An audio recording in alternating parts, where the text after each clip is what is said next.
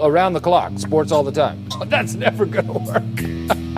That's ridiculous. Just remember to have fun out there today, and if you lose, I'll kill you. This is Tall Can Audio. Seriously, this thing is gonna be a cultural disaster.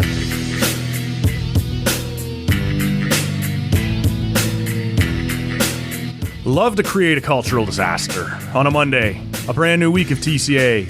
Matt and Rob back in the studio in what I would often call beautiful Bytown, Canada. This day I will call mediocre Bytown, Canada. Tolerable Bytown, Canada. It's kind of messy out there. What's going on, man? It's actually dry. Ish. Yeah. It does suck a little ass, though. Yeah. I'm going to be honest with you. All right. It's cold and there's ice chips blowing everywhere. It's windy as.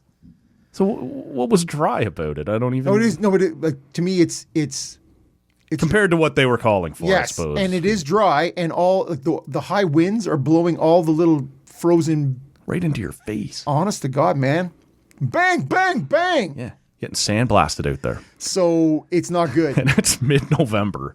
It's not going to get better. Well, and it's for a little while, and it's mid-November, and like I'm still wearing. Typically, yes, I still like to rock shorts this time of year. No, man, not a chance. Well, I said to you that I went out of town literally on Halloween, wearing shorts from here. It was 8 or 9 degrees on Halloween morning here when I departed, and when I got down to Lindsay, Ontario, the greater Lindsay metropolis area. Kawartha Lakes. It had already dropped to like 3 degrees down there. And the wind was at like, I don't want to circle all the way back. Spend too much time on Halloween. But these poor kids, like some of them, I know it's been a joke in Canada for a long time. You got to wear winter jackets over here.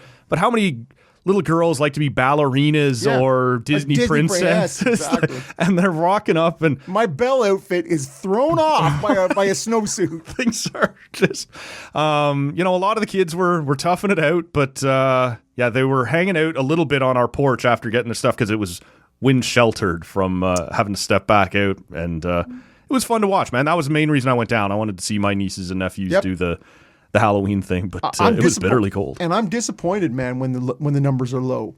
And this year was a low number. Like maybe we had 20 kids. Okay, see, in Greater Lindsay, probably 80, 90 kids. Yeah, good. And it was fun, but like you'd go 12, 13, 15 minutes with nobody, and then they would arrive in packs. Yes. Like it was odd. Like they were seeking comfort through numbers. And we had one group show up. This was my niece, and I'm at my parents' place, so their granddaughter, and they're running up to the door seeking warmth. And so the door opens, and they come bursting in, but they've got a pack of kids behind them that they don't realize, and those kids are like, do we go inside? Like, do we all just go right inside this house? Can I use your pisser? Occupied. No, you can't. Well, it's funny because there was a kid, and this is 2 weeks later, but there was a kid, so we had, and it seems like, when we were kids and the chocolate bars were the rarity, even the small guys, they were the rarity. It was always bullshit suckers and gum and rockets. Yeah, and those little Halloween kisses and... Oh, I like Halloween, Valentine's Day, the Hershey's kisses. No, the little caramel guys in that wrap that you would... They were like... All right. Anyways, everything now is chips or chocolate. Yeah. So we also had a little... thing of Starburst. Okay. But you never think to, like, everyone wants the other stuff, right? And there was a kid who came up and he's like, we're handing out the stuff and he's like, hey, anything not chocolate? What about that Starburst over there? There you go, kid. That's what I like. Speak up, man. That's what I'm going to say. Look at that kid. Get what you need. Of course, man. And gave him a good handful of it. But there was one kid who came to our door who had clearly been running his ass off from house to house, and he was traveling somewhat on his own. Pillowcase kid. He's a pillowcase kid. I can't remember. Maybe he was. Because we had seen a couple of like obnoxiously small, whatever, and then like garbage bags on some kids. The kid who comes around with a little plastic pumpkin, and you're like, come on. My mom says to him, like, would you prefer a bottle of water instead of candy? Trying to make a joke, and he's like, do you have a bottle of water? Like, yeah, and she's not going to make him make the choice, but she's like, wait there. She goes and gets him a bottle of water on top of whatever the candy was. Yeah, because I'm huffing it. And this is it. This kid was putting the miles on. So, but point being, when I went down there and left that morning, it was 9 degrees. I came back. There was snow on the ground. It was unpleasant to return to the nation's capital. Now, most of that has since disappeared, but we're here now. We're in it. Saturday. Yeah. So yesterday, as of recording. Yeah. With they're calling for up to 15 centimeters of snow yesterday. My eaves trough. Sure. Yeah, it just seemed How many of them? Yeah, front and back. And so the back so the pine needles all came down, but I was waiting. I was gone a weekend ago when I wasn't here. And so I was waiting for the maples to finish. And so then in between then, bam, snow and whatever else. So I still needed to clean the back eaves troughs, but they had frozen solid. And so I'm like, man, if there's more shit come, like you think in early November, I'm going to get another stretch of 7, 8 degree weather and I can get back there and clean that out. But I'm like, no, now there's more snow coming. Well, even just on my balcony yesterday, I just had those same couple of chairs I've always got out there, like just the camping chairs I leave on the balcony. How'd the Hornets feel about that? Well, those are your pals. Yes, they don't bug anybody else. But just before it was getting ready to start, because it did hold off a little longer than it was supposed to, I'm like, oh, shit. Now I went right, because I didn't know if I was going to get another chance to bring them in before they were soaked again or whatever else. And so, it just, there will be a point on November 28th where we get one more 12 degree stretch or something. But we're in it deep here now. I want to get into it in terms of a pint. But just a second. I was out there cleaning the back eaves. This guy can't tell me what to... I had to get 2 things of boiling water to loosen the ice on the bottom because it was frozen solid, like a half an inch of ice with all the pine needles embedded in the half inch of ice. So I'm like, fuck this. Was one of those years where there was a very small window between fall and winter. And don't go away. Don't take vacation. Okay, what do you got over there? What'd you crack? This is a classic around the nation's capital. Everybody knows the Yummy from Beyond the Pale. Yes. And I just sort of, after... You're feeling yummy. Almost always. But after coming back... You exude yumminess. Snap that. Audio. Save that. Audio yummy right there. But after... Man, 2.5 weeks, the good listener will back me up. I know you've checked out an episode or 2. Normally when Rob's not here, Rob's not listening. Not true. But an awful lot of pumpkin spice for me over the last couple of weeks before Halloween leading up to. And then when I went down, God love her. Like I said, I was staying with my parents. My mom had, I thought you might want to try a couple of Halloween flavored beers. And I'm always up for whatever. But that meant for a week or so after Halloween, I was still into the pumpkin spice. Yeah. Which I've got time for, but I am ready in the winter. Like if we're doing the winter thing now, I'm ready to get into heavy stout and porter season here. I actually I was eyeballing a couple of stouts today, but it's for one reason or another I didn't. But I did the same thing. I was like, it's gonna be a long winter. I have in terms of beers through the week, I've gravitated towards stouts this past week or so. I am going with. I'm smashing. I am just gonna topple it over. Yeah, well, that's what I do, right? It's a. This is from Grain and Grit. Hey, this is the Thrillsner. Oh, I like that. So, this is great name. Good job, men. So it's a cold IPA. Okay. So, but they are using lager yeast and an IPA recipe. So essentially using, colder bottom fermenting yeast with a high fermenting, with an ale recipe. Yeah. So I'm always interested in what these look like, right? In terms of the difference between your lagers and pilsners, and then on the top, obviously your ales, stouts, whatever. Mm-hmm. So just the flavor profiles, so you're trying to fire in some of that citrus, pineapple, stone fruit thing with a lager yeast. Right. So anyways, I'll be interested. It comes in at 5.5 and it's a small can. So that's why you hear me banging things about over here in the dark. I've got a couple of them. I have 2 of them. This is it. You don't you got to Nobody wants a small can, honestly. Yeah, I think as a society, we have to get to a place where we evolve past the 355 mil on beer, and just accept that we need a little more than that. So I was talking 470 or whatever it would be. I was talking to my sister-in-law, who is not a huge beer drinker, but she's like, I went to some place and they only had bottles. And was that place 1989? Yeah. Well, actually, I was at a Chuck's recently, and they had the beer selection was terrible. And so the only thing I could really opt for was a Heineken, and it came in a bottle. I'm like, well, bring me 3. While I was down at my parents' place, my dad went into the convenience store. In downtown Lindsay, there's a beer store and a liquor store, multiple. We're in suburban Lindsay, the greater Lindsay area.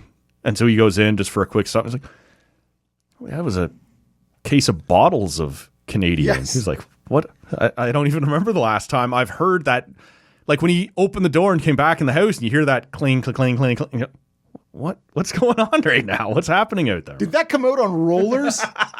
It did. As a kid, when I got to go in with my dad to the beer store, that was so like, can I roll the empties up the whatever, and can I roll the new case down? I loved that as a kid. That is every kid. Yeah. And when the new one came out, and even if you didn't drink beer, you were like, ta-da! It had that kind of through the flaps and whatever else. Rolls out, and I'd be pissed at the guy back there who gave it a little too hard of a roll, so there wasn't a need for me to push it along the extra to the end. See, and I'm in college in London.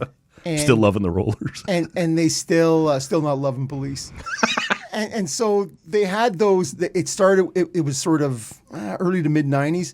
They started those beer stores where you could walk in, right? And you could sort of, the things on pallets or whatever, and you just grab your own. Yeah. And you're like, yeah, this is the way it should be. And then just before the pandemic, we're out at a family gathering in Morrisburg. And we stopped at a beer store in Morrisburg, Ontario. And it's probably gone now. I didn't go in. But I'm sitting outside, and I see this woman come out with 24 bottles of Labatt Blue. Oh, you're fixing for a frontal lobe headache. Well, this is it. And I'm like, that's the yes, for sure it is. And the formaldehyde. That's what I was like. What is that? But I'm like, they're on rollers in there, and so it's still 1989 in Morrisburg, Ontario. It will always be. Forever. Now, just before, there was something I wanted to hit you with. Yeah. Rob wants to ask me a question. Yeah, it was, and it's really, there was a thing I saw which said, men buy women flowers all the time. Like it's a go-to thing that whether you're celebrating something or whether you need to make amends for something or whatever. I'm in the dog. Whatever it is, flowers are going to hit just right. Yep. Or for the most part. Yeah. Depends how bad you fucked up. What is the male equivalent of that? For women to buy men. Okay.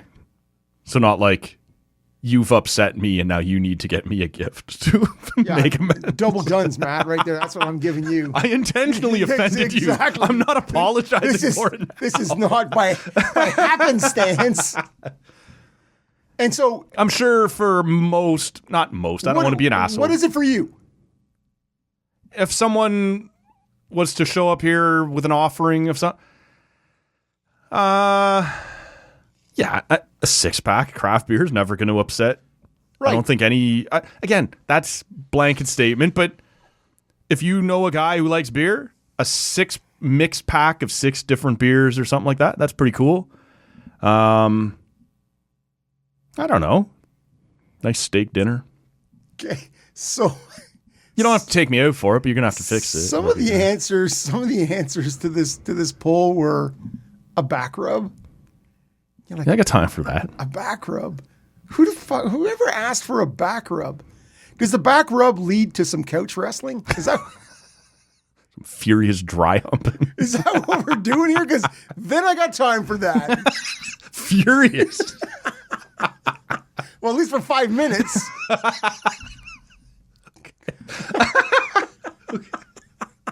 I just. What else was on this list? A back rub. Some guy said, just some quiet time with my special friend. You're like, shut the. No, you don't mean that. Yeah, that means you want a hand job or there's something else happens. Like, that's leading to something quiet else. Time. But and it's not quiet time with my special. It's just quiet time in general. Can I get 10 minutes to myself? But somebody else said a steak and mashed potatoes. Yeah. So that was on there. Yeah. And so, for me, it's beer all day long. Yeah. And if I think about you, and I am not your special friend, but, or no longer do I aspire to, no longer aspire. My hetero life mate. Yeah. This is yes, which we've spent time on the road together as such. But if I had a secondary go around, I would look to some peanut butter and chocolate combination. That's where I would go for Matt. I had a friend of mine just this past Valentine's Day. We were getting together, unrelated, just happened to be on the 14th, and they showed up with this little like bouquet of different shaped types of Reese's on a stick sticking out of a little bouquet. And she goes, "Will you be my Valentine?" Like, yeah, like if you're showing up with this, choose you. So for me, beer or Reese's. See, there you go. I'll forgive just about any trespass. I'll and I do enjoy peanut butter and chocolate. Yeah. Purdy's makes a nice peanut butter and chocolate. I think I've got you some. You have. See, when Rob's looking to make amends. Yeah, but to me, the go-to always Baskin and Robbins peanut butter and chocolate ice cream. Not a huge ice cream guy. I'm a huge ice cream guy. And it comes with big chunks of peanut butter. See, I do like that. Yeah, it's chocolate ice cream with big chunks, not just sort of like some flavor or peanut butter cups. There was one at a ice cream shop, and I'm sure it's everywhere, but I first discovered it in Bob Cage in Ontario when I was like 12 years. And it was called like Moose Tracks. Yep. Or something. They still have that. And it was huge chunks. That's Kawartha Dairy, I believe. Probably. Of like basically Reese's cups in the chocolate ice cream. Still a thing, man. That has my attention. Still, you can still find it. And there's now a Kawartha Dairy right here in Ottawa. Hey. Over on Carling Avenue. Okay. So it's still a thing. You can do that. You can do that, We may be Matt. switching to ice cream audio. Yeah, it's not as fun unless other people bring it for you. Yeah. I do enjoy ice cream. So, if we could do that. Okay. From pints of ice cream to Pintos is that a thing? Did I do a broadcast thing? I think you've done about as well as you could do there, Matt. Earlier in the week, we find out a 4-year extension for Shane Pinto with the Ottawa Senators, $7.5 million. I got to be honest with you, man. And you and I have probably... Because I was going to ask. Are you being honest with me right now? I'm going to have to get Rob some flowers. Look, I even at 4 years, I'm impressed. They got that number under $8 million. And I was... Maybe it was around the Habs that we talked about this idea of your own internal ceiling is going to get blown to pieces because the cap is just going where it's going, and you can't keep asking, whether it be Lane Hudson or now Shane Pinto or these guys to respect the Nick Suzuki cap or the Brady Tkachuk cap. Yep. And I imagine if the Sens had gone to 8 years, which I'm sure they would have preferred to do, they would have had to blow through this. I wouldn't say it's a hard ceiling, but there is a loose ceiling here of what these guys are making. Shabbat and Stützle and Brady.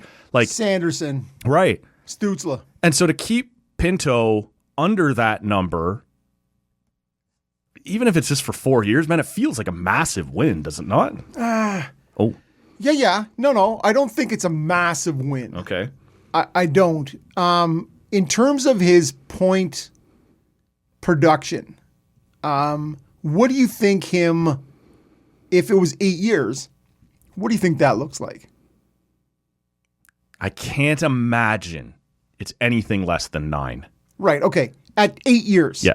8 years, $9 million, and he becomes the highest paid Ottawa Senator. Anything less than 9. He may want 9.5. He may want, especially at the moment that they did it, when he was tearing it up in terms of scoring goals, right? And like he's Anthony Cirelli, but with offensive touch. Like, yeah. But I think people are sort of swayed by the beginning.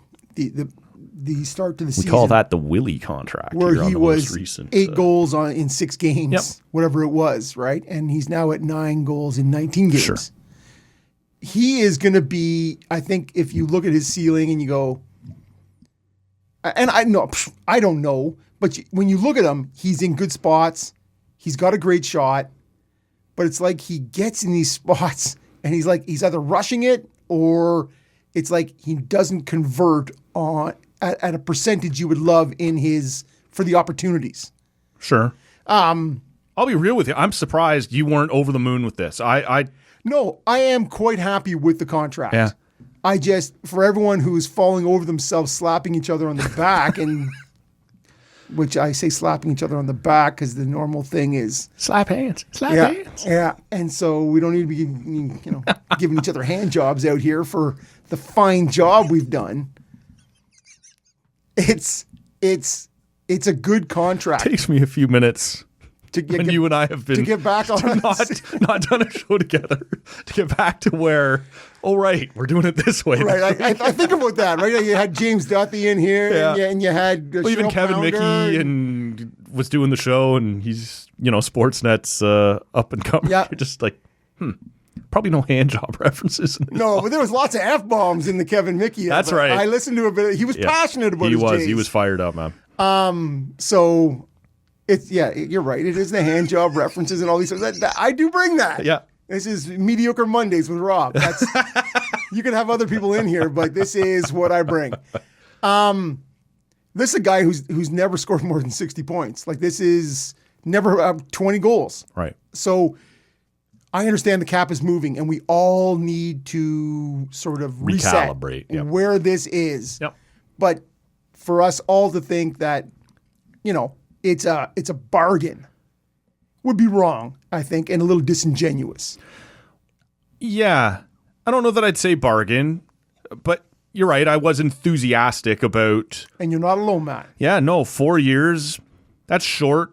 But if that's what it took to keep your cap alignment in place right now, and that allows you to do some things here. And you, look, we're not going to be the first ones to talk about this, but your big guns are locked in for a few years now. Yep. And you can do some things, whether it be at the deadline or maybe in free agency or whatever, knowing, okay, for the next 3 to 5 years, we know what our cap picture looks like. And if somebody becomes available that's sort of a big name, we know we can make that happen because we're locked in. And if we have to move out, a bottom 6 guy or a whatever, we can do that. But our big pieces will never be cheaper than they are right now, and they're all in their primes. And I think that's, man, I think to have Pinto sort of lined up alongside what's left of the Brady deal and the, some of these other, So you have Brady for another 2.5 years, which is really what we're looking at here,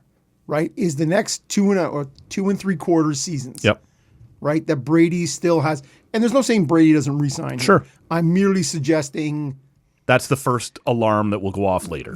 You have your 3 centers in whatever, order you wish to have them. Stützle, Cousins, Pinto, Stützle, Pinto, Cousins. Whatever that is, you have those guys through the end of the 29-30 season. Yep.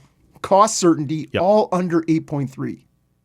And so what happened is you have Cousins sitting at 7.2, I believe. Yeah. And you got to know and he's another guy, even in that 30-goal season he had in Buffalo, still a 60-ish point guy. Yeah. So the Pinto camp is like, we are not coming in below that on any term. So, and we also bring things defensively that Cousins does not. 100%. And no, and that is, where do the intangibles? Because the contracts, those who have a lot of points go, points. Yeah. Pay me by the points. Right? Those who don't have the points go, intangibles. Yeah. You need to pay me. I'm great in the room. Great in the room stays in the room. Stays in the room. So, but it is the, you can't discount when we talked about Brady before he ever signed a contract, the hitting, the shot volume, the drag you into the fight, all the intangibles that come with him to sort of, now it turns out his point totals likely surpass his dollar value. Sure. But Pinto is in that spot where good on the draw, 200-foot guy who could still have a 30-goal ceiling in him.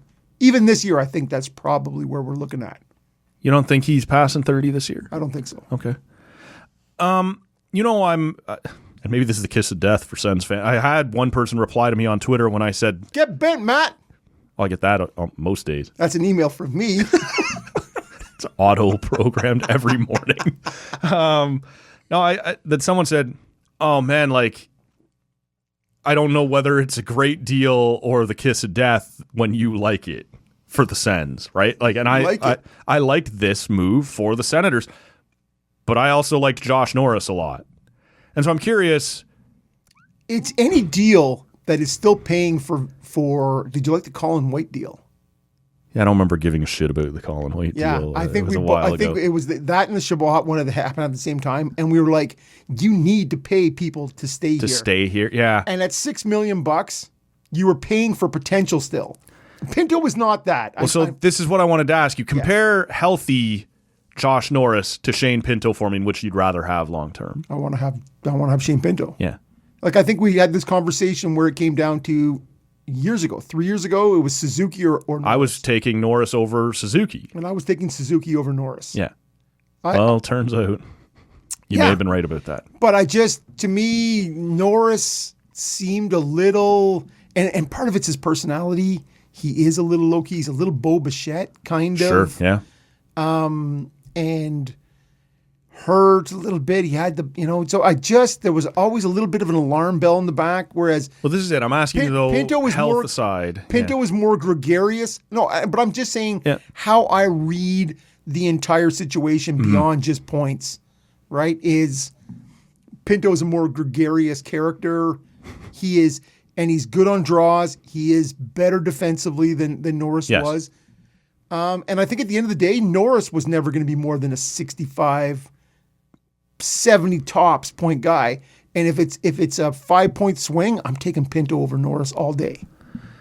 Yeah, to me, it is kind of that Anthony Cirelli, but with more upside, with more not upside like Young will develop into, more offensive ability, more able to contribute on a power play, or and I still think by the end of the year, if we're not already viewing it that way, that Pinto's the number 2 and Cousins is number 3. Now I get that throws into. I think Cousins is ahead of Pinto in points right now. I understand, but I just think reliability. Now it changes things in terms of how you want to match up, right? Do you want Batherson on his wing while you're checking? Maybe not, right? Nope, I do not. Right. So things change in that regard a little bit, but I think by the end of the year, there's a reasonable chance, because we've also seen Pinto miss some time here, right, with the gambling suspension and everything that went into that. Yep. I think by the end of the year, I'll prefer Pinto in my top 6 over Cousins. And you know what? But great problem. It's a very good problem. Great problem to have Stützle, Cousins, and Pinto. Sure. All between 8-3 and 7-2. This is it. All signed through the 29-30 season. Well, and they can now, like I said a few minutes ago, be aggressive. We know what our cost structure is of our core moving forward, and that is so valuable. You're not going to get to this trade deadline and go, oh, fuck, what is Pinto going to cost me this summer when I have to do that, right?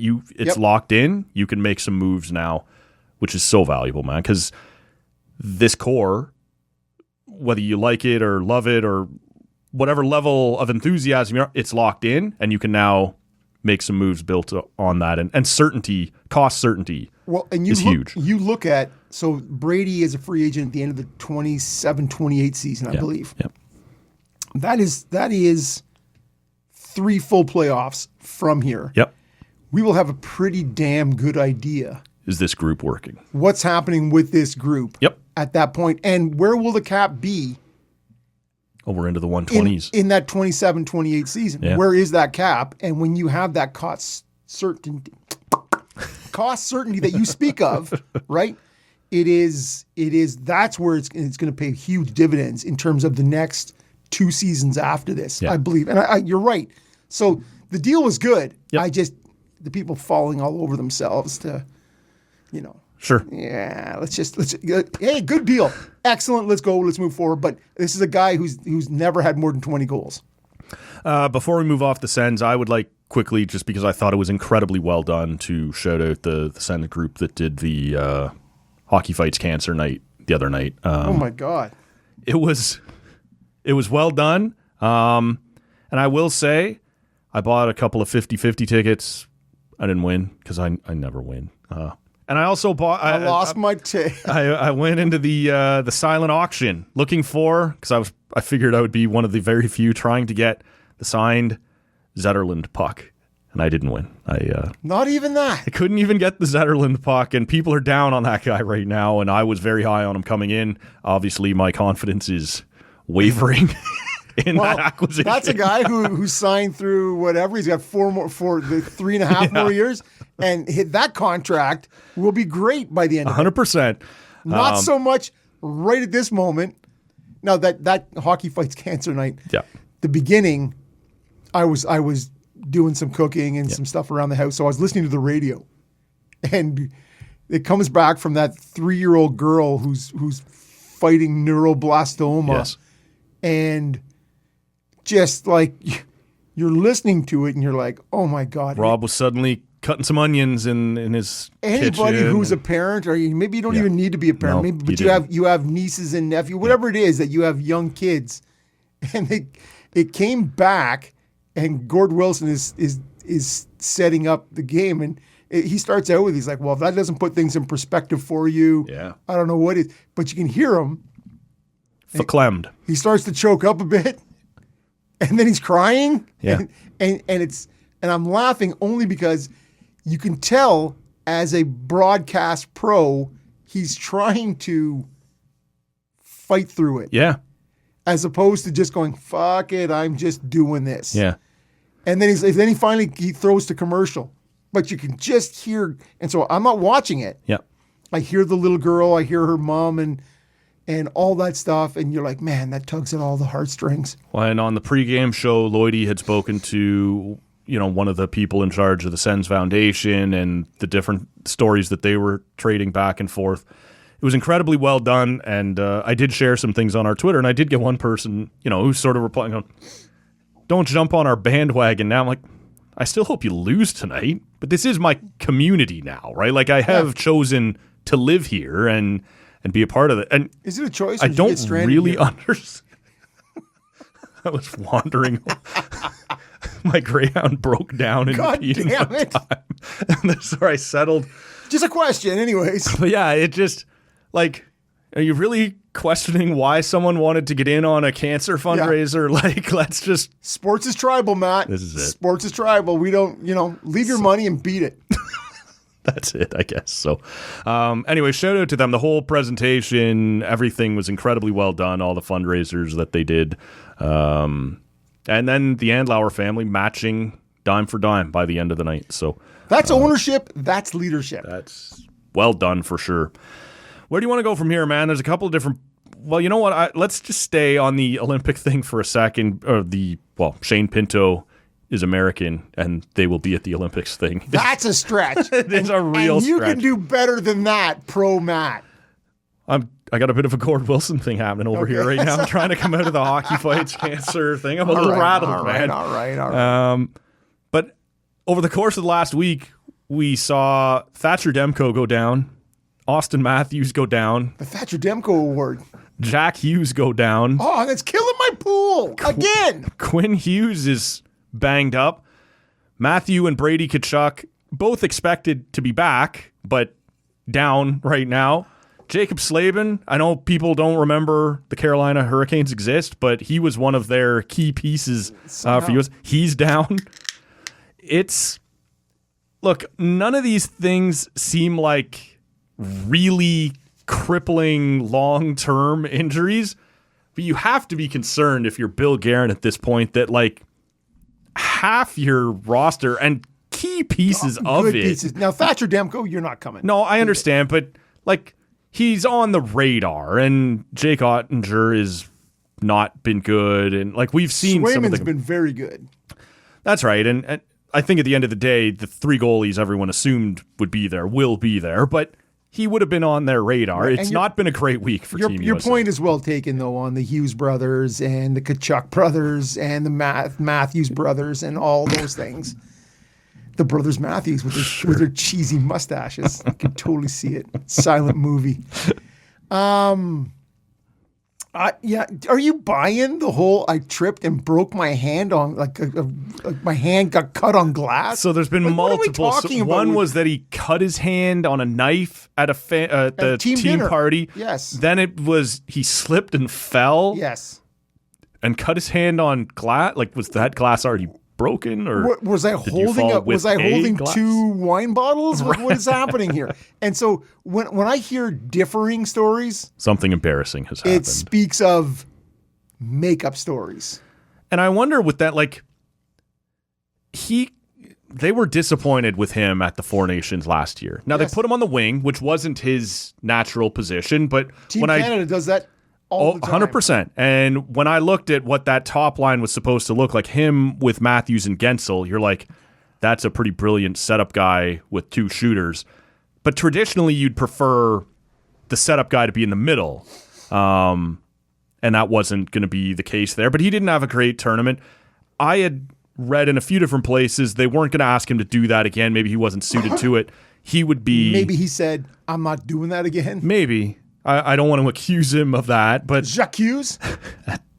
Jack Hughes. Jacques Hughes. I'm there with I you. know. He's they were going to push him back to center. You know, what would that mean for a Brock Nelson or some of these You're other not guys? on the team, baby. I don't know, man. Maybe it's too early to give a shit because I think both Kachuk brothers are expected back well before the Olympics. Brady's Brady back within a week or two. early December, I think they're talking about. But you're banged around right now. You're kind of You are asking for now. The flip side is maybe there's a bunch of rested guys. sure. Now, Maybe. how does that look for Vancouver? Way out of the playoffs right now. Right. How does that look for Austin Matthews and the Toronto Maple Leafs? Not way I was going to say, but sort of. There's like 8 teams between you and the not playoffs, way out but of 2 the- points. but out of the playoffs and sub 500. If it wasn't for Buffalo, they're last in the East right now. So Oh, who hasn't said that? If it wasn't for Buffalo, God love you, Buffalo. but it's there's certain teams, and now the Devils, who are in second first. They're the Metro, first yeah. in the Metro. Yeah. Who somebody in a conversation, in a quaint, intimate conversation with Burt Reynolds, said the New Jersey Devils may win the Metro. Yes. There was 2 out of 3 were in agreement. There was scoffing on the other side of the Don't table. claim Bert was on your side. Burt was totally with me. He used that whispering, raspy, loving Be throwing voice. that evening shade over here. So the Devils can probably afford it a little bit more, as unfortunate as it is. But yeah, you're talking about Florida is out of the playoffs. Yep. Toronto out of the playoffs. Vancouver further out of the playoffs. Yep. Certain teams can, USA hockey be damned. Certain teams can less afford. Like I was watching the Ottawa LA game on Saturday night. Yeah. Holy fuck, that was a 1-0. 1-0 and not 40 shots between them. Right. I flipped over because honestly, Appropriate night to have the Ottawa Atletico drop the puck. That was a 1-0 game all day long, man. So I had the remote in hand as a good Rogers Sportsnet guy. Ottawa's on 99. Baby. Yep. Montreal's on 15 on City, and Toronto's on 27. And so I'm just like bang, bang, bang. In a commercial break, I flip over from the Ottawa Can I game. find a good team here somewhere? And in 2 minutes of Montreal-Boston, while I was over the commercial break, there was way more action Right. in the 2 minutes I watched than there was in the entire Ottawa-LA game. But all I'm saying is there's problems, right, in terms of how this all shakes out in terms of the talent and who can. Toronto looked very mediocre seems to be the word of the day. It's funny because You remove Matthews from that. That's the best they've looked in 2 weeks. Yeah. Oh man, because you watch them and there's there's Willie's out there doing his thing, and he's a threat. But man, there doesn't. He hasn't had a shot in 2 games now. There doesn't seem to be, but he's dangerous. Yeah, he is a dangerous player, but Toronto just seems to be.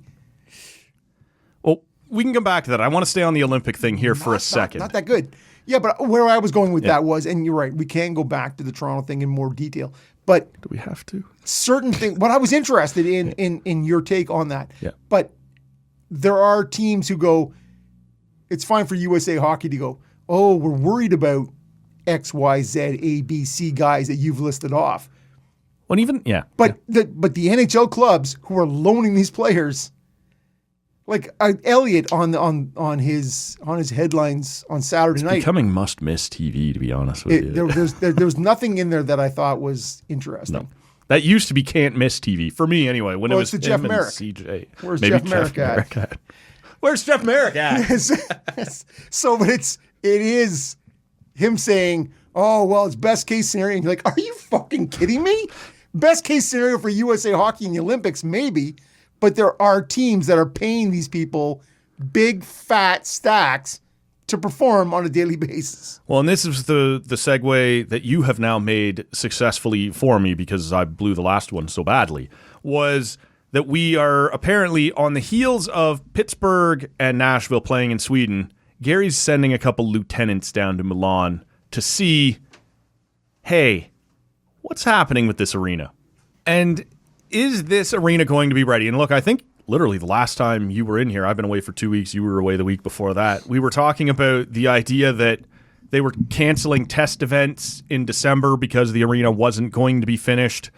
IIHF and the Olympic Organizing Committee was promising we'll do a test event in January, which is fine, but if the test goes poorly, you have very little time to do anything. The ice plant is not working. Right. And I think at that point I mentioned that I don't know why this isn't getting more coverage. I don't know how much it really matters. The rink's going to be 4 feet shorter than regulation. Like, it seems like why'd you built this from scratch? How did you end up shorter from NHL regulation? Yeah, end to end, not width. End to end, 196 feet instead of 200 feet. And I'm merely suggesting that. How'd you misread that? Both Olympic and NHL size are supposed to be 200, so we're at 196. So Gary's going to send his guys. Because the article, you sent along the article. Yeah. In the notes. Which was an interview Bettman did with a Swedish outlet during this global Hockey series. Sverige. Yes. Sverige. I think Sverige sounds closer to Sverige. correct. Yeah. And them saying, yes, this is going to be, and to me, this was interesting, and maybe it's the way my brain works, state of the art. And they said, for sporting, and then it went on to all these the acoustics, great new screen, video screen, all these audio, things that were more, gray locker rooms, more for non-sporting events, than the concerts we're going to have here after the Olympics are going to be awesome. Bangers, Milan, get ready. Yes. Once we get these hockey losers out of here, helping to pay for this and then beat it. Yeah. So to me, that was the thing. Was it didn't say, this is going to be, they have these new ice plants and the ice is going to be better than ever and the arena will be regulation size. So I went and looked as far back as I could find to where this was a concern, and I found December 2023 coming out of they hadn't started building it yet. And Bettman came out of whether it was an owners meeting or a board of governors, general managers meeting, I can't remember, said, it's become a bit concerning. And at that point, if you don't have shovels in the ground yet in December 2023, it would be a little concerning. But it went months after that before they started to build it, and they said, "Oh, it's going to be fine. Don't even worry." They're still saying that. The reason I bring it up is because we do this before every Olympics. There's always a news cycle that says the village isn't finished, and athletes are arriving while contractors run by them with doors still to be put on the village or whatever is happening. Been there, done that. It is November with 3 months to go before the Olympics, and there is nothing's been played on that ice yet. Is there any chance in your mind that this may become a debacle and gets moved back to Torino, which was one, they held it in 06. Could they do it again? Could you move the hockey tournament to Switzerland at the last minute because they have a hockey infrastructure? What you doing? That'd be fun, actually. Of course it would. Man, that place would be rocking. Would you have the Olympic hockey tournament just in Boston or whatever? Like, that sounds stupid, but the Paris sound stupid. Summer games had the some of the surf competitions down in Pacific. Like if it gets that, and then at that point, I guess you can't say do you even bother, but it's not the Olympics anymore if we're just gathering in whatever it might be, Philadelphia and Pittsburgh, or I think you are with your first two responses are closer to it, right? Yeah. Whether they go back to Turin or they go to someplace, because Milan is essentially in central northern Italy. Yeah. You could go up without pain into Switzerland, whatever it is, right? I think this is going to happen in where it is, and the arena will be fine. And I know most people, I read the article, and you're like, they're saying, mid-December, it's going to be ready. Don't even worry about it. It's fine. We're going to do it. I got Giacomo and Giuseppe. We're on it. It's good to go. Mario and Luigi. Yeah, but it's fine. And most people go, yeah, right, man. My new home that I bought, I'm going to move into it. Yeah, except for you don't have $1 million NHL players on ice that maybe is good, maybe is not good. We don't know, because that was one of the concerns Bettman had as well. And one of the other things that's come out, not through the NHL lens, and why would it, the women's tournament starts first. And the women's game and some of the players are rightfully saying, oh, so I guess we're your test event, and only for 3 or 4 days before the men start, but still. But they are still looking at having somewhere in January, they're looking at a U20 or a U18. U18, some kind of, which is all it has to be. Just can we run 3 hockey? And we talked about this, about the bubble, right? When the NHL, can even the ACC and Edmonton handle 3 NHL games per day before the ice gets too shit? And we found out, no, in some cases, right? The ice was terrible by the end of some of those days. Yeah, well, that's where you put Kazakhstan versus Latvia. You put them at the later game. Who cares, man? That's it. Bang. That seems fair. Yeah. It totally seems fair. As fair as having Kazakhstan there. Where did you qualify for? The KHL gets they suffer when Buddy blows his knee out on bad ice. Sure. There's gravel. There's gravel here. What are we doing? Where are my rollerblades? This is it. Yeah, I don't know, man. But to me, just is the tone of Bettman's sit down with Hockey Sverige. Yeah. Sverige came across as almost alarmist, which is not in the TPC's. It's not in Count Dracula's little. It's not in his normal. Unless he is trying to put pressure on them. He will come off that. Nothing's wrong with my league. Everyone else might suck. Here's why you should be worried about them. And you should do better. Yeah. And I'm sending you my 2 lieutenants. Yes. Had a very mafiosa feel to it. Sure. I love that. I don't know. And I don't know who, are you sending Coley Campbell and Bill Daly, or are you sending an engineer who might be able to tell you that arena is not going to be Coley done? Campbell, well, I don't know that's not who this will be. I know, Chris King, or because what is Coley Campbell? Who was the fucking goalie that Kay Whitmore? Send that guy. See what he's got to say. Come on, man. Former Peterborough Pete. We love those guys. Yeah, no, you're right. Chris King and Coley Campbell. Send a contractor, send an engineer who goes, that arena's not going to be done. Send somebody with a level. Can you read a level? Can you put that up there and go, these fucking benches aren't even straight? This building doesn't have a roof on it yet is more my concern. Yeah. Well, and this is going to happen. Yep. It's going to happen, and it's going to be fantastic. But it is, you're right. The pressure tactics are on. All the chess pieces are moving. And this is a little different if you, we are pretty close now. Because it's not the parking lot; it's the venue. But as the article stated, in most of these instances, these venues are done a year before. This is it, where there's test events and all kinds of things, and local teams playing, and this isn't even a thing. We just get to test it multiple times just by general use, and this is going to be.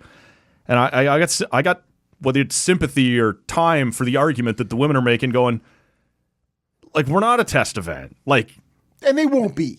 Is this ready or isn't it? And we're going to be the ones who find out first, I guess. And last thing before we take a break, on the patriotism front. I am all about that. Did you see the interview that Wayne Gretzky did last week? And it was, I can't even remember. Like, hockey 100%, full bore hockey. But it was not TSN or CTV or anyone reputable. Yeah, I did not see the hockey 100, hockey, 100% hockey, 100% hockey. Okay. That's what I'm going with. How did they get Wayne's phone number? I did not see the entire thing. I grabbed it in sort of bits and bites. And he swears, and I don't think anybody questioned this. I'm still Canadian. He swears like fucking get fucked. I swear all the time. And I am Canadian. I don't think anybody doubted that he views himself as a Canadian. And I don't view him as not Canadian. I currently view him as a Canadian I'm pretty irritated with. But this all stems back to like the Four Nations and the video of him at Trump's inauguration. And then we do the 51st state nonsense. The governor He's going to be the Gretzky. governor of Canada. And then we have the Four Nations. And when Canada plays USA, Mike Eruzione comes out for the Americans wearing big Team USA jersey and He's like all wearing into the it. fucking 1980 Miracle on Ice jersey.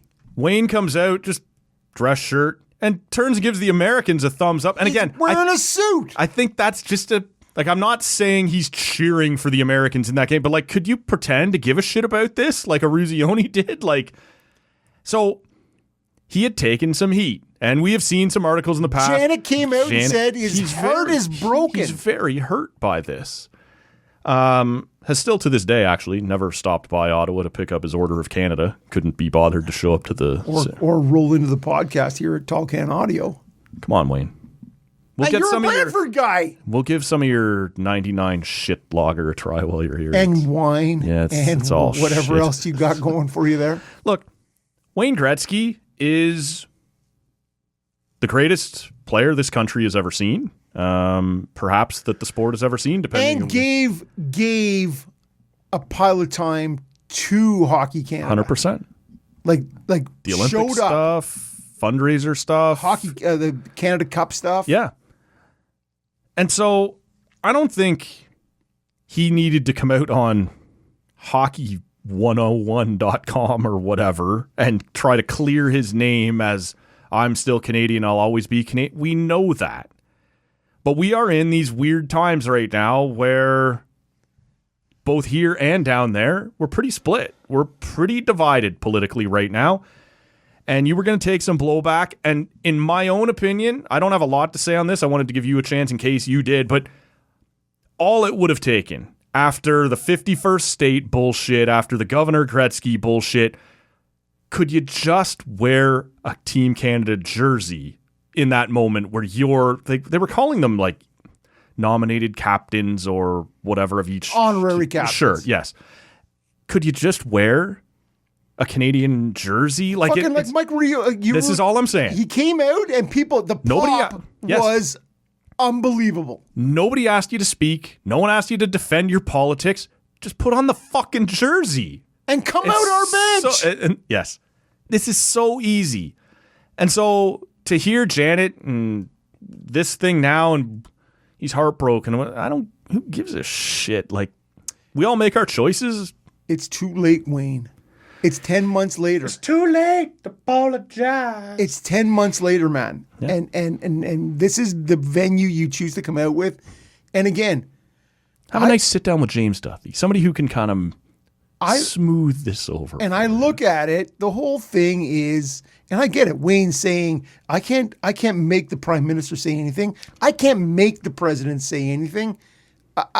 True. Mm-hmm. But what you can control, Wayne, is you saying, hey man, Canada is a sovereign state and we don't need a governor. Nope. There's a prime minister. Yep. That's it.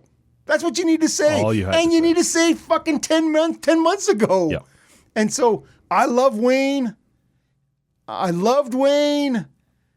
I still kind of This is it. You can love somebody and be mad at somebody at yes. the same time. And that is where Wayne fits. I think so.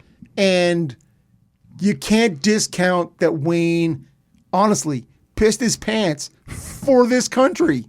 Sat on the bench, fatigued, couldn't get off the bench, pissed his pants, won a Canada Cup. What are you talking about? The 87 Canada Cup, he said. Pissed himself? Yeah. He's like, I So did a lot of viewers, I would He's imagine. like, I was so fatigued, I just pissed myself on the bench. So all I'm saying is, one more Gretzky, or one more record for Wayne Gretzky. but I'm just saying the guy is, but we got to understand, he is just a hockey player. Mm-hmm. Yeah, no, if you're tying your own national identity to any athlete, you're going to have a bad time. Fuck it if it's not nationality. Yeah. It's, well, Ed Sheeran told me how he raises his child. You're like, Right. who fucking cares? Right.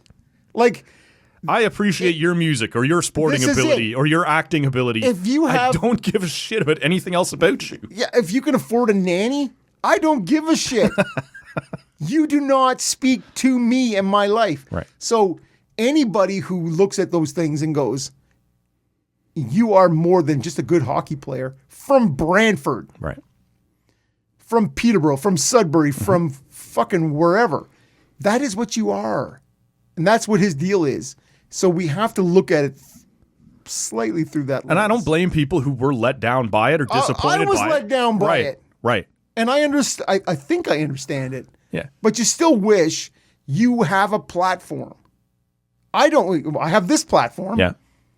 It's not as I think big. Wayne's is bigger. Yeah, I was just gonna say Wayne's maybe bigger. Wayne's hangs down a little bit further than ours. Closer to the knees. Closer to the knees. It's. But if you have that platform, use it. Yeah. And that's all it is. You and I have a greater platform than many people do. Mm-hmm. You got to use it. You have to use it for what you believe in and what is right. Do you know what's right? Do it. If your heart is broken, do the right thing, man. The right thing right now Is to have a break. is a grab whiz beer. and a pint. A whiz and a pint. Let's do that. A Let's piss do and a it. pint would have come off better. Yeah, I'll I do know, better, but especially in post. You know what? We'll give you 10 years and you can see what you can figure out. In the next 10, I'll get good at this. I'll get better at this. We'll be back. Good, better. I think better's more realistic. All right. Exasperation to start the second half of the show. We're on social media at Talkcan Audio. Follow along there. Subscribe wherever you're hearing us right now. I should point out, since I didn't off the top, because I'm kind of bad at this, And I buffaloed you. we've got a little TCA Book Club going on. Get the fuck out of here. Well, really, we're just interviewing a lot of authors. But Okay. Orrin Weisfeld, The Golden Generation, How Canada Became a Basketball Powerhouse. James Duthie, Certified Beauties. Andy Petrillo, Just Call Me Andy. Mark Hebscher, Madness, The Rise and Ruin of Sports Media. All of them been on the show here over the last little while. If you've missed them, It's true they have. check it out at talkcanaudio.com or wherever you're hearing us right now. And links to all of those terrific stocking stuffers, if we're being honest with you. Readers are leaders. This is it. We'll have links to each of the books in the show notes at talkcanaudio.com or wherever you're hearing us right now. What are you cracking into there, man? This is something that I've been very much looking forward to. Mm-hmm. This is The Juicy Rebound by our good friend Ian over at Whippersnapper. He's a good guy.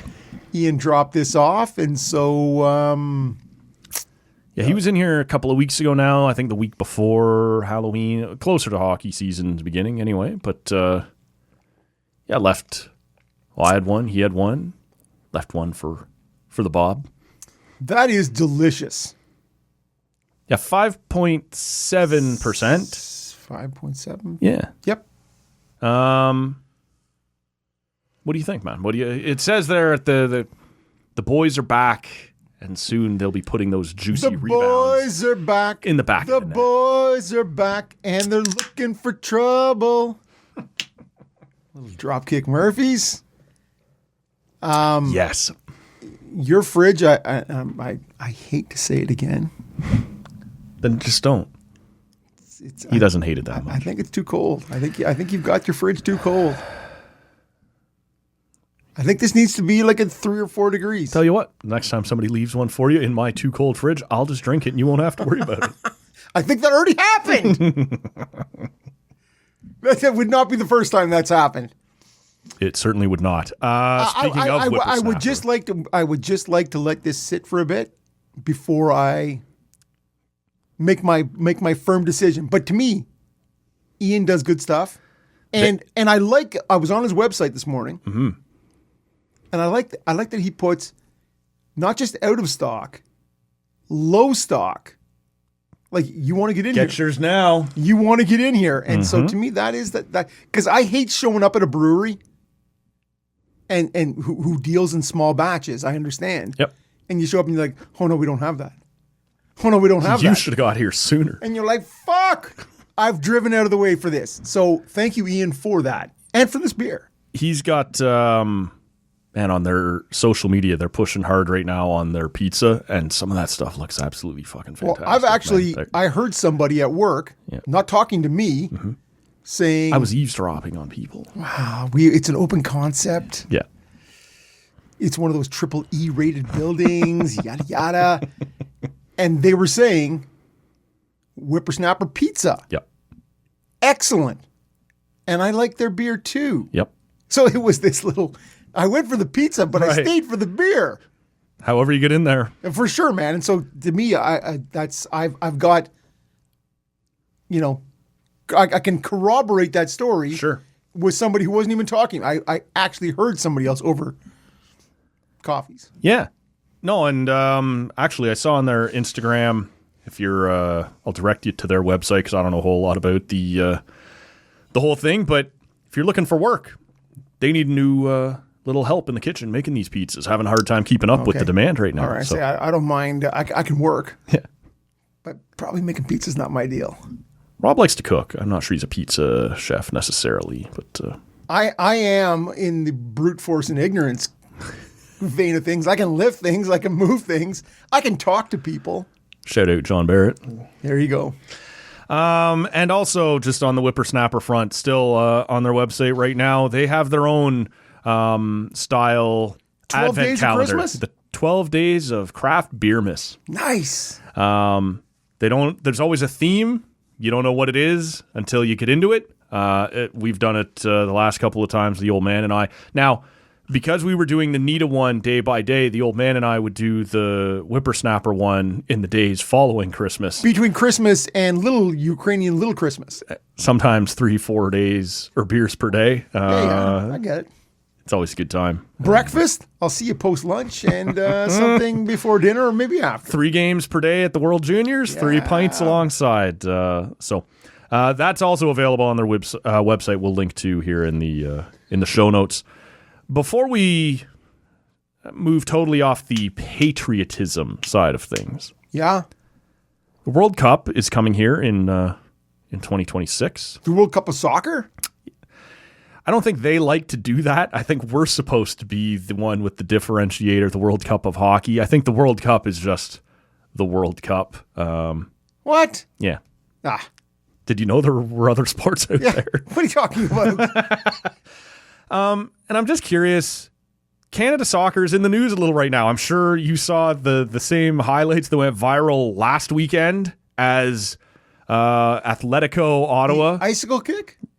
The icicle bicycle. The icicle kick, yeah. Played in a blizzard, essentially, here at TD Place. And Atletico, look, neither one of us, as much as we're not soccer guys, certainly not CPL guys. I actually, on the 10th anniversary party, I was sitting with AJ Jackiebeck. Oh, so you had no choice but to talk a little soccer. And I said to him at the time, I'm like, you know what? I don't really dig the soccer. And he is the play-by-play voice of Atletico. So he threw you an elbow and walked away. Yeah, no. AJ is but I said to him, I listened to, they do corner kicks. Yep. It's his show. Mm-hmm. And I do enjoy, because it's got a Canada soccer lean to it. Right. And he's got a fantastic Scottish co-host who, if you want a Scottish accent, it is dynamite. Get in my belly. Exactly. It's all right, sexy bastard you've turned into. It's great. And so I am as patriotic as the next guy. So I am interested in what's going to shake loose here with. Well, and this is one of the things I said to Oren Weisfeld when he was on to talk about Canadian basketball. I said, I am anything but a knowledgeable basketball fan. Full stop. Anything but knowledgeable.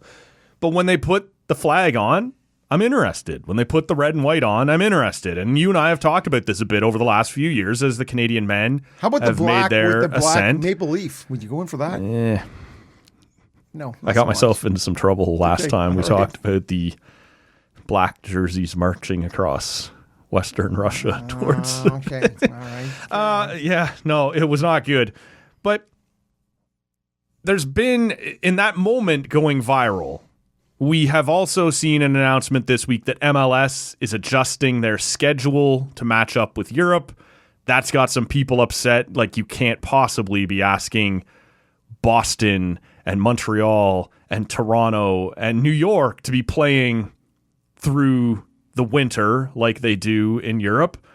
And I saw plenty of more what I would deem to be high-end soccer platforms retweeting the Icicle Bicycle, right? The highlights from this Canadian, because it was a bit of a freak show to normal soccer fans. Yeah. And as many of the people in the replies saying, fuck, that's awesome, like, that's so cool. Others were like, you cannot ask serious athletes to play in those sorts of conditions.